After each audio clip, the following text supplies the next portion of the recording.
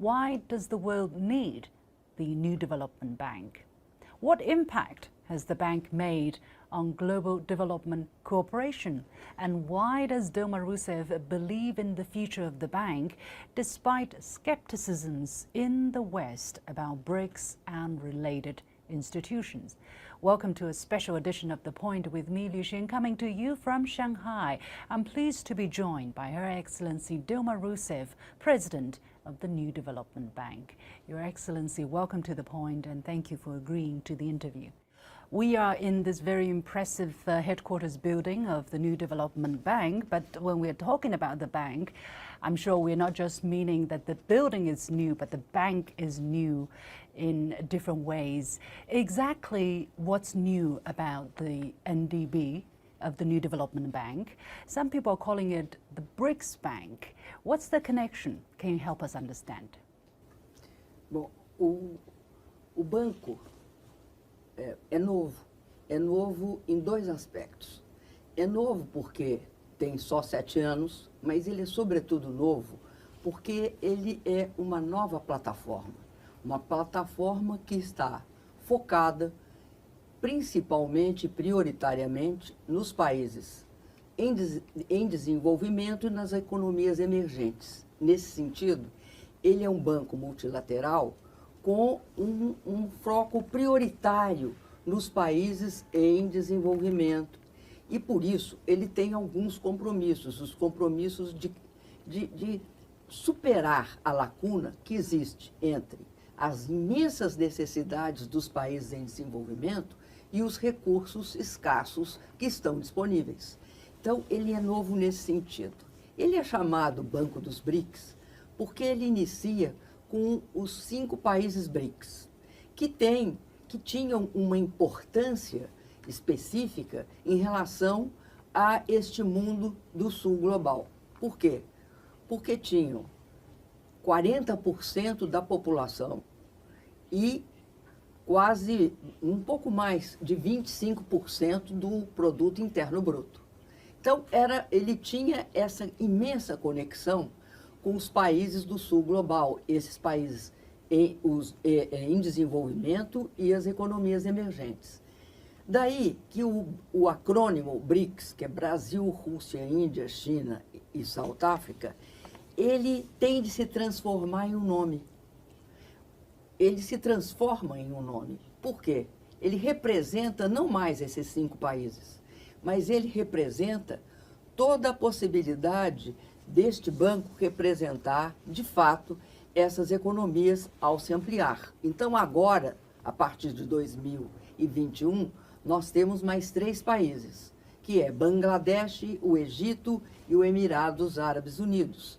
3 países. E pretendemos ter mais. E é nesse sentido que o acrônimo BRICS transformar-se-á de fato, em um nome representativo, não mais só dos 5 países, mas de todos os países que vão nos integrar e que vão constituir esta plataforma comprometida com o desenvolvimento e com o financiamento de infraestrutura e também de todos os processos que sustentam a luta contra a mudança do clima. Why does the world need a new development bank on top of the other development banks that we already have, such as the World Bank or regional development banks? Olha, tem muitos bancos que são bancos regionais e que estão voltados, bancos regionais multilaterais de desenvolvimento e que estão voltados fundamentalmente para economias emergentes, mas eles estão geralmente concentrados em regiões. Por exemplo, você tem na América Latina a CAF, que é a Cooperação Andina de Fomento, a Corporação Andina de Fomento. Você tem outros bancos também que são multilaterais e regionais. Qual é a diferença dos BRICS? Os BRICS pretendem representar todas as regiões, ele pretende se expandir para todas as regiões. Quando ele começa, ele justamente ele surge sustentado nas principais, em grandes economias dos diferentes continentes. Está representado a América Latina, a Ásia, a África, e é nesses centros que estão os grandes países do sul global. Além disso, nós começamos um processo de expansão. Esse processo de expansão significa que o Banco dos BRICS pretende duas coisas fundamentais, aliás, três coisas fundamentais. Se comprometer com a expansão de seus membros, atraindo as economias do sul global, porque são elas que mais precisam de recursos financeiros e não têm disponíveis na quantidade suficiente fornecida pelos outros bancos multilaterais. Essa é a primeira questão. A segunda questão é que este banco também ele pode fazer parceria, tendo foco justamente nesses países, ele pode fazer parcerias cofinanciando junto com os bancos multilaterais existentes, que são seus parceiros. Mas o foco do Banco dos BRICS sempre terá um olhar específico também para uma questão, que é a redução da desigualdade e a superação da miséria, a criação de empregos de qualidade. Porque aonde no mundo se concentra a pobreza absoluta? Se concentra no sul global. E, portanto, o nosso compromisso com a erradicação da pobreza extrema, da fome, da miséria, a garantia de melhores empregos e, sobretudo, também um grande compromisso com a questão do clima. O Banco dos BRICS tem esse compromisso com a questão do clima, em dar suporte para que nós possamos ajudar os países a cumprir seus compromissos assumidos no Acordo de Paris. E também observar todos os objetivos do desenvolvimento sustentável, sendo que o primeiro objetivo do desenvolvimento sustentável é acabar com a fome. O primeiro. Então, o Banco dos BRICS está envolvido tanto nessa questão ambiental quanto na social. In July, the bank will celebrate its 8th anniversary of operations. How would you evaluate the impacts that the bank has achieved over the years? And how far is it from being a global multilateral development bank? O Banco dos BRICS, ele tem uma característica que eu acho muito importante. Ele é um banco comprometido com o multilateralismo. E por que isso é importante? Nós estamos no mundo em transição. O nosso mundo está passando por vários problemas. Nós temos problemas relativos à mudança do clima, nós temos problemas relativos a conflitos geopolíticos e nós temos também problemas relativos à arquitetura financeira existente no mundo, que dá a uma só moeda, o dólar, o caráter de um certo privilégio de ser a moeda hegemônica. Tudo isso cria problemas para o sul global. Que tipo de problemas? Em alguns países, cada vez que há uma desvalorização da taxa de câmbio, quando esses países têm empréstimos em dólar, e eles só têm empréstimos dos bancos multilaterais em dólar ou em euro, quando há qualquer nível de desvalorização da taxa de câmbio, as dívidas internas desses países explodem. Os processos inflacionários ocorrem. Então, essa situação é uma situação extremamente grave para os países em desenvolvimento. Por outro lado, o mundo também está vivendo um processo de transição, né? Há problemas sérios quando se trata, por exemplo, da quebra das cadeias produtivas de valor, o que se chama de desglobalização, né? Provocados por quê? Inclusive por políticas de contenção da China, né? Nós temos visto a questão da guerra de tarifas, nós vimos o Chip and Science Act do governo americano. Então, nós temos um quadro em que é fundamental que todo mundo procure um desenvolvimento pacífico e um desenvolvimento real em que todos ganhem, não só uma parte ganhe. Então, isso é que eu chamo de multilateralismo. Os BRICS têm de ter esse compromisso com garantir que as vozes dos países do Sul Global sejam ouvidas. E não só as vozes, os interesses.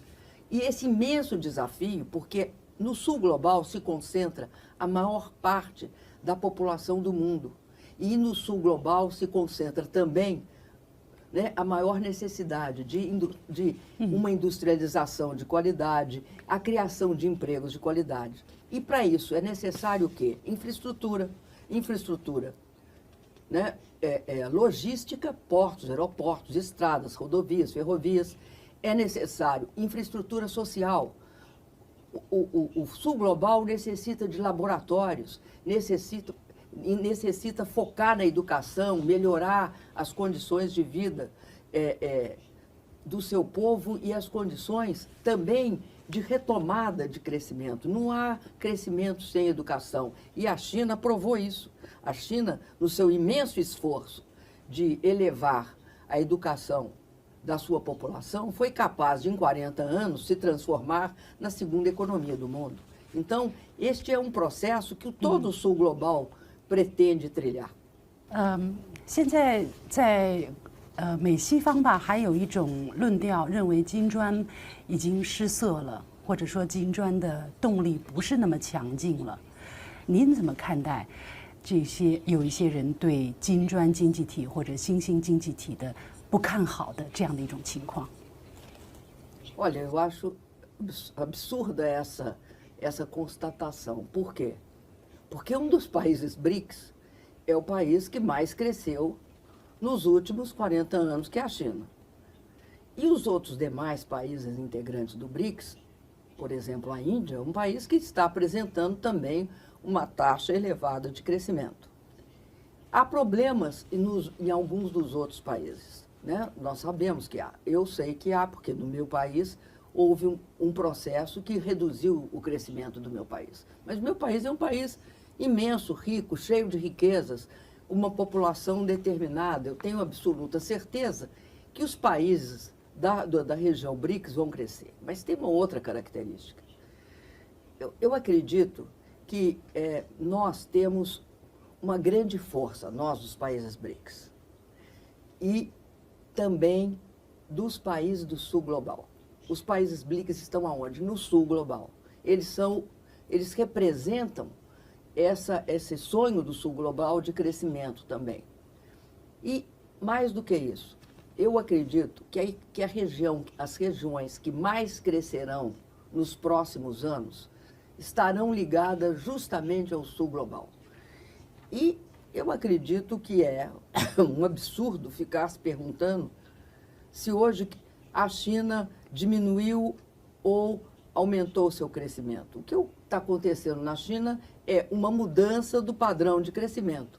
Ela teve um padrão de crescimento durante um tempo e terá outro nos próximos anos. Agora, é inequívoco que quem ainda puxa a economia internacional uma parte significativa deste crescimento deve ser a China.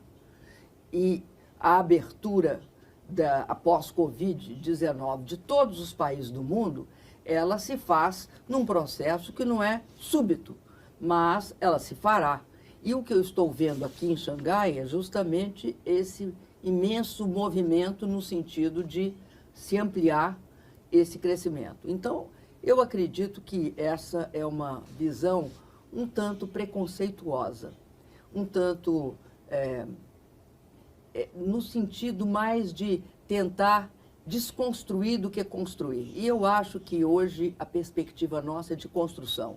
Nós devemos estar interessados em construir um mundo melhor para todos, né? Economias desenvolvidas e em desenvolvimento.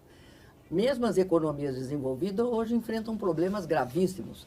A alta taxa de inflação que há nessas economias, o quase processo de recessão que ocorre em algumas. Então, é algo muito complicado ficar dizendo que os países BRICS não crescem. Crescem. Aliás, as duas têm economias da área da Ásia que representam esse crescimento. E eu tenho certeza que a América Latina também vai crescer.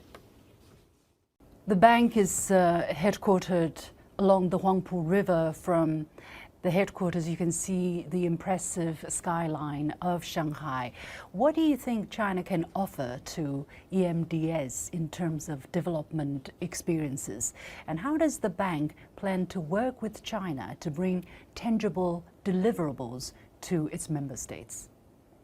Olha, eu acredito que ocorreu aqui na China um dos mais importantes movimentos que ocorreu no mundo nos últimos anos. Eu vou me referir aqui, sobretudo, aos 800 milhões que, em fevereiro de 2021, vocês concluíram no sentido de retirar da pobreza 800 milhões de pessoas, que é a nossa proporção. Então, diante de 800 milhões na China, né, são 4 Brasis. Eu considero que é um feito histórico. E é um feito histórico que tem alguns ensinamentos muito importantes para ser transmitidos para os países do sul global. Primeiro, e que eu compartilho porque são ensinamentos que, de uma forma ou de outra, também nós obtivemos no Brasil. É fundamental que o país tenha um governo que foque no crescimento, que foque na qualidade do crescimento, centrado nos interesses do povo, centrado na elevação das condições de vida e também no acesso à educação. Dar suporte a esse crescimento. Eu acho que o governo chinês conseguiu com o processo de reforma e abertura, chegar a um nível de desenvolvimento que produziu uma riqueza que podia, a partir daí, ser distribuída, né, e compartilhada de forma efetiva. A segunda questão é focar. Eu acho que houve um programa, pelo menos até onde eu conheço, houve um programa muito focado na elevação da pobreza rural. A minha experiência é também a mesma. Se você não tem, porque os nossos países, geralmente, o que fica de forma que fica mais vulnerável são as populações rurais. Então, a China focou no crescimento dessas populações, focou também no crescimento das populações urbanas, mas teve um olhar especial, específico, para garantir acesso a compras, a cooperativas, assistência técnica, enfim, a dar a essas populações as condições para se elevar para uma condição e um suporte maior. Mas, sobretudo, é outra que eu acho que é uma experiência muito importante, é o acesso a serviços públicos, né? O serviço de saúde, já falei da educação, habitação, né? Ter acesso àqueles tipos de serviços que você encontra na zona urbana. Mas também promover certas, que foi muito importante para nós, é promover uma certa, por exemplo, uma agroindústria em algumas localidades, para essas populações, essas comunidades rurais, obter renda e obter seu próprio crescimento. Então, eu acredito que a experiência, e eu não conheço tudo, né? Eu conheço, aliás, pouco a respeito dos 800 milhões. Agora, eu sei que esse talvez seja um dos mais importantes fatos históricos. 30% of NDB's funding will be denominated in local currencies, and I know Brazilian President Lula da Silva is a strong advocate of using local currencies while trading with countries such as China. So why does the bank place so much importance on funding and fundraising in local currencies? And what difference will it make to member states and other developing countries? Olha, eu acredito que hoje há no mundo uma grande tendência a promover trocas, né? Promover trocas comerciais, promover o comércio baseado em moedas locais. Acho que alguns indícios são muito importantes. Por exemplo, um dos mercados de commodities mais importantes é o mercado de petróleo. E hoje, quando você assiste que a Arábia Saudita e a China fazem trocas na área de petróleo, compra e venda de petróleo, utilizando o renminbi como moeda, é um dos indicadores muito importantes. Outro indicador importante é o crescente uso de moedas locais para sustentar a ampliação extraordinária do comércio entre os países do sul global. Também é feito em moedas locais. O que nós estamos propondo é transformar também uma parte dos nossos financiamentos em financiamento nas moedas dos países membros. Esse financiamento nas moedas dos países membros, ele pode ser feito também utilizando outras moedas que estão nessa mesma cesta imensa de moedas de países em desenvolvimento e emergentes. Mas, sobretudo, por que fazer isso? Porque essas moedas não são conversíveis. E quando elas não são conversíveis, você corre vários riscos. Primeiro risco é risco cambial.